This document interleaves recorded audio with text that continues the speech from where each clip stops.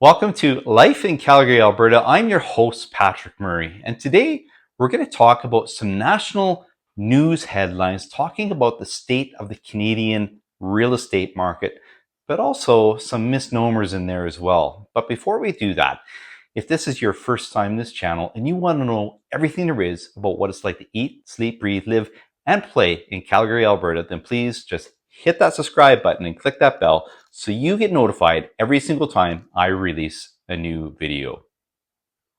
Now, I've lived in Calgary for, since 2001, but not only that, I've been a residential realtor here since 2010. And all of this means I have some specialized knowledge about the city of Calgary and the surrounding bedroom communities. So if you are considering a move to the city of Calgary or one of these bedroom communities, or you're considering selling your home, please feel free to reach out to me, send me a text, email, or a phone call. I will absolutely get back to you. All right, let's do this, guys. Let's get into talking about these national news headlines about the state of the Canadian real estate market right after this.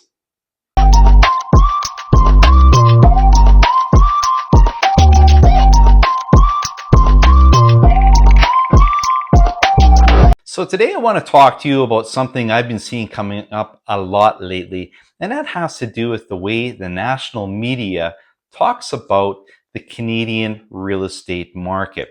Now, I'm not here to dismiss any of the data. I'm not here to say if there's anything wrong with what they're saying in the report, because the report is fairly accurate overall, but it's the way it's presented which maybe isn't the best for those of us in certain parts of the country to understand. So what I'm here to do is to tell you a little bit about what's truly happening, to give you a little bit of clarity, especially for those of you looking at such articles and wondering, well, what does that mean for Calgary? A recent article published by Real Estate Magazine titled Trade War Takes Toll on Canada's Housing Markets highlights some real trends happening across Canada, particularly in Toronto, Vancouver, and parts of southern Ontario. Now, these markets are seeing a downturn in activity with prices softening and inventory building up.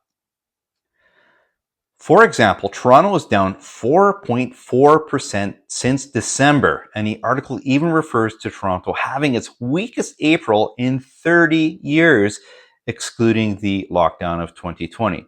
Vancouver is seeing buyers gain more and more leverage with a 1.8% drop year over year. And I would argue that 1.8% year over year is not a sky is falling scenario. But here's the problem. These headlines tend to get amplified nationally, and they may make for great clickbait. They don't necessarily tell the whole story, especially not here in Calgary. Now, before I jump into what's going on in Calgary, what the article talks about, and what's actually going on, let's talk about the regional bright spots that they talk about in the article. So the article says prairie markets such as Edmonton, Saskatoon, Regina, some in Quebec, including Quebec City, and the Atlantic region like St. John's seem to be holding up at this point, though Hogue warns they aren't immune to the trade war's chill. So far, they've shown resilience, but sentiment remains fragile. Now let's see. These regional bright spots, let's see, they mentioned Alberta, Saskatchewan, let's see what else. Oh yeah, Quebec. And the 4 Atlantic provinces, that's 7 provinces. You know what? That's a lot of Canada. Yes, it's true. Calgary was mentioned in the article as seeing its first year-over-year price drop in 5 years. That's a 1.4% decline according to RBC's Home Price Index. But let's put that into context. Now, we've had several years of record-breaking growth in the real estate market here in Calgary. And what's happening now is a natural breather that tends to happen after a hot streak. What we're seeing is a rebalancing to seasonal norms, which is normal. This is not the kind of correction we're seeing in some of the other major markets in Canada, speaking about Toronto and Vancouver. Let's look at this graphic from the latest City of Calgary housing stats released by the Calgary Real Estate Board. If you check out the monthly sales comparison chart on the top left, you'll notice that thin teal line running horizontally through the graph. That's the 10-year average. And you'll see the past few years, we were, had some record sales numbers and surpassed that number. You will also see for April 2025, we're in line with the 10-year average sales. Suddenly, it makes sense to see less sales, more listings, and total inventory, and an increase in the month's supply. Now let's take a look at the month's supply on the bottom right. There's a 2.62 months of supply right now. And you know what? That's not bad. That's what I would expect to see with the balanced market conditions. And that's a healthy place for our market to be, where both buyers and sellers are able to make prudent decisions without the panic of a one-sided market. Now you're also going to see, looking at that same little spot, that the month supply is up 177% year over year.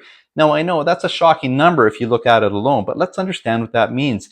That means we had less than a month worth of supply last year, and that was a very competitive and hot seller's market. Again, that was another record year in real estate for Calgary.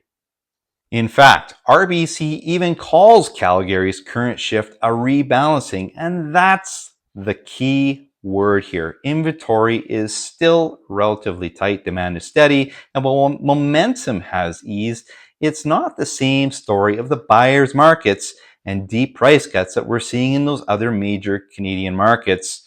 I'm talking about Toronto and Vancouver. So if you're a buyer entering the Calgary real estate market and you're wondering if the sky is falling, it's not. And if you're a seller feeling unsure because of the scary headlines due to what's happening in Toronto and Vancouver, take a breath. Calgary is not those markets. The truth is, Canada's housing market is made up of dozens of micro markets throughout the nation. What's happening in Toronto or Vancouver does not necessarily mean it's happening in Calgary, Regina, or even Halifax for that matter. And here's my advice. Whenever you see an article with the title, Canada's Housing Market within it, ask yourself, which part of Canada? Because the answer matters. As I said earlier, if you are considering a move to the city of Calgary or one of the bedroom communities, or you're considering selling your home, please feel free to reach out to me, send me a text, email, or a phone call. I will absolutely get back to you so you can live your life in Calgary, Alberta.